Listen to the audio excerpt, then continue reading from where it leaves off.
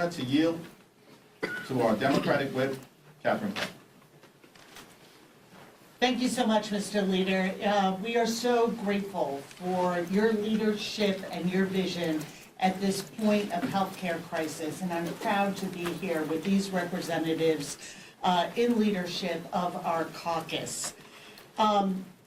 Here's the terrible thing about the position that the Republicans have backed themselves into with healthcare. It hurts everyone. And this isn't about red states or blue states.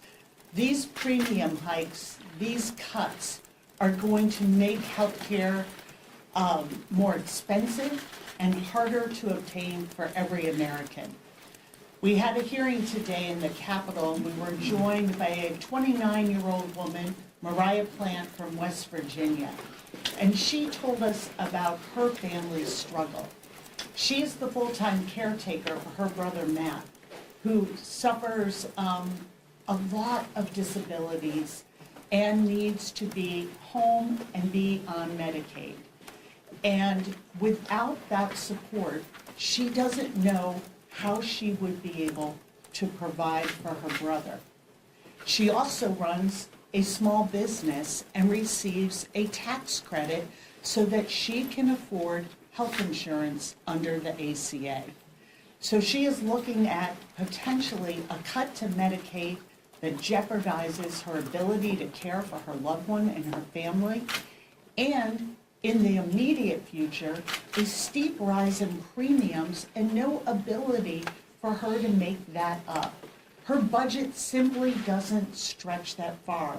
Like most Americans, she doesn't have that extra hundreds of dollars lying around a month to be able to afford health care. And that was the story from West Virginia. And as I look in my district, as premium notices are coming out, a couple in Massachusetts that makes $88,000 a year is looking at having their premium doubled.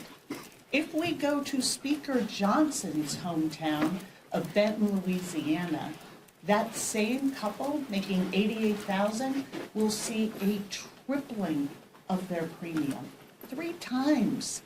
That could be around $23,000 a year for that couple to pay. People can't afford that. 60% of families in this country cannot meet the basics, cannot afford the basics for their family. And these sort of